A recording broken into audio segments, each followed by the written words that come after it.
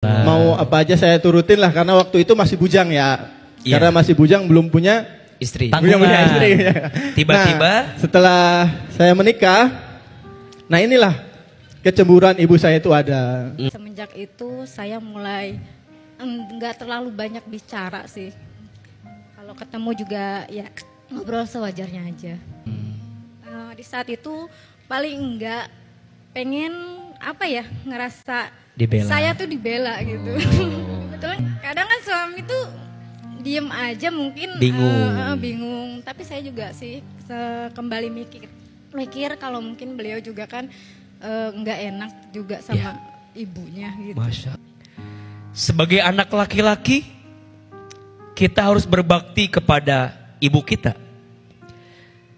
Tapi saat kita menjadi seorang suami, kita pun bertanggung jawab kepada istri kita. Tapi juga jangan pernah rendahkan istrimu. Karena kadang dia juga butuh penguat yang bisa membela dia dalam setiap keadaannya. Betul?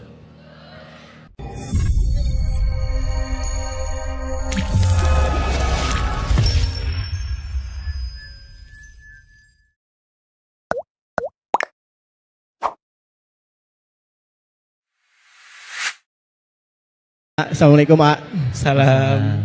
Mau curhat aja, A. Boleh. Ibuku cemburu sama istriku. Oh my God. Kita flashback sebelum saya menikah. Iya.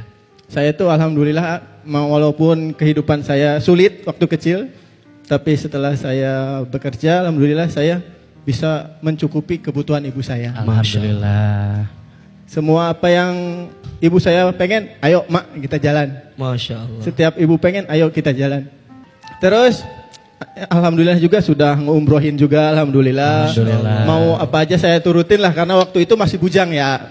Iya. Karena masih bujang belum punya istri. Belum punya istri. Tiba-tiba setelah saya menikah, nah inilah kecemburuan ibu saya itu ada. Gitu, dari dia mungkin kok kamu beda sama yang dulu. Sekarang ya mungkin karena keterbatasan saya juga ya. Karena saya juga nggak mau menyakitin kedua wanita hebat itu. Karena dua-duanya itu ya wanita terhebat yang ada di hidup saya gitu. Saya nggak mau menyakitinya.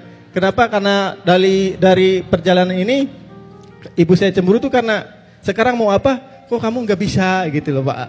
Karena keterbatasan saya lah. Karena saya punya tanggung jawab. Udah dua. Gitu, karena ya keadaan saya menyikapinya seperti apa gitu. Yang kalau saya pribadi bisa menerima, kebanyakan cuman istri yang galau gitu.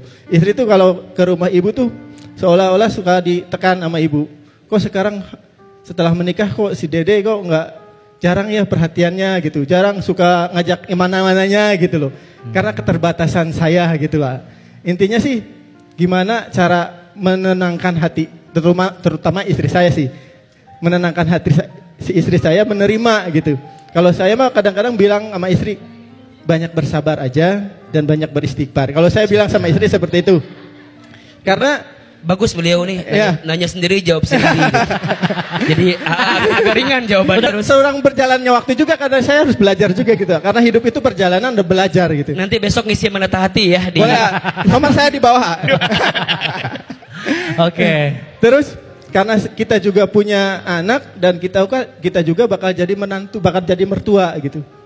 Jadi buatlah ikhlas menerima ini, semua ini kan ada ujian itu. Itu aja. Gimana cara menenangkan hatinya gitu, Pak? Gimana cara menenangkan hati istri? Biar menerima keadaan ini. Itu aja sih. Izin biar enak. Teteh istrinya beliau boleh berdiri. Teteh boleh agak maju ke depan, berdiri di samping suaminya. Sok. Sekarang AA bilang sama Teteh, apa perasaan AA tuh pengen bilang apa? Lihat wajahnya, lihat. Intinya kalau pesan dari saya udah tiap hari juga sudah ngomongin, A. Sok, di depan umum sekarang. Ayo bismillah. Bismillahirrahmanirrahim. Mungkin ini qadarullah, kita disaksikan oleh ribuan umat. Dan tetap terima keadaan, jangan banyak ngeluh, semua itu adalah ujian. Terus bertawakal kepada Allah, banyak-banyak beristighfar. Sabarlah, ujian itu akan berakhir dan berakhir ada ujian lagi, gitu aja. Karena itu Berputar, roda itu pasti berputar. Ya oke, itu aja sih dari Oke, sekarang ke Teteh. Teteh yang beliau sampaikan iya apa enggak? Atau Teteh mau enggak, saya enggak gitu gimana tadi? Kebetulan yang disampaikan suami benar gitu adanya. Benar. Kadang suka ngerasa menantu paling durhaka ya. Karena setiap beliau ada masalah pasti imbasnya ke saya gitu. Walaupun saya nggak pernah ngomong ya. Soalnya saya udah ngerasa mertua saya pencemburu. Dari semenjak itu saya mulai nggak terlalu banyak bicara sih. Kalau ketemu juga ya ngobrol sewajarnya aja. Sekarang Teteh mau bilang apa ke si AA? Kalau saya sebagai istri ya, kadang beliau tuh ngomong saat suami juga ada. Di saat itu paling enggak pengen apa ya, ngerasa Dibela. Saya tuh dibela gitu. Betul. Kadang kan suami tuh diem aja mungkin bingung. Tapi saya juga sih kembali mikir kalau mungkin beliau juga kan nggak enak juga sama ibunya gitu. Masya Allah. Baik, izin ya. Sampai kapanpun anak laki-laki itu milik ibunya. Tapi ibu yang baik akan mengajarkan anak laki-lakinya untuk sayang dan cinta sama istrinya. Maka pada akhirnya tidak ada perbandingan antara ibu dan istri. Karena keduanya adalah pintu kebaikan yang Allah siapkan dalam kehidupan kita. Sebagai anak laki-laki, kita harus berbakti kepada ibu kita. Tapi saat kita menjadi seorang suami, kita pun bertanggung jawab kepada istri kita. Kadang yang jadi masalah hanya cara komunikasinya saja. Jangan salahkan ibumu karena mungkin mohon maaf punya sifat yang tidak sesuai dengan keinginanmu. Tapi juga jangan pernah rendahkan istrimu karena kadang dia juga butuh penguat yang bisa membela dia dalam setiap keadaannya. Betul? Bicaralah dengan ibumu di tempat yang berbeda.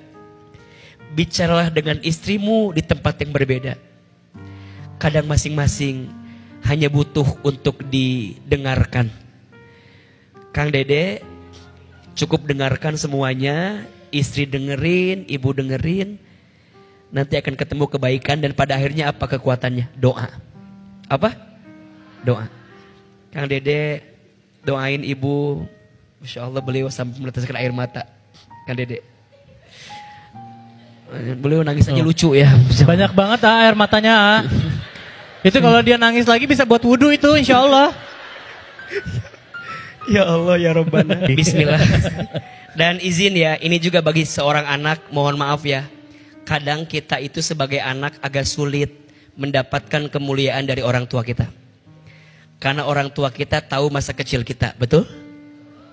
Jadi kalau nasehatin orang tua, kadang butuh lisan orang lain yang menasehatinya. AA, anak bungsu dari kakak-kakak yang lain. Saya ustad dengan izin Allah. Tetap depan kakak mah ade. Pulang ke Garut mah dititah deui. Man, nyokot ieu ustad. Kita bisa. Tetap Jadi sampai kapanpun kita adalah anak dari orang tua kita, betul? Sampai kapanpun kita adik dari kakak-kakak kita. Sampai kapanpun kita murid dari guru-guru kita. Maka tempatkan dirimu pada tempat yang seharusnya. Kang Dede jangan nasehatin mama karena mama merasa punya segalanya. Kita gak mungkin jadi begini kalau gak ada ibu kita. Betul? Teteh juga jangan cemburu sama ibu. Sekarang bagi-bagi aja, mungkin mama Kang Dede tuh merasa kehilangan kali. Bagi-bagi Kang Dede. Tidak akan miskin seorang anak yang membahagiakan orang tua. Semoga terjawab ya ADD ya. Kita berikan tepuk tangan sekali lagi dong untuk ADD dan juga istri, luar biasa ya. Semangat. Ya.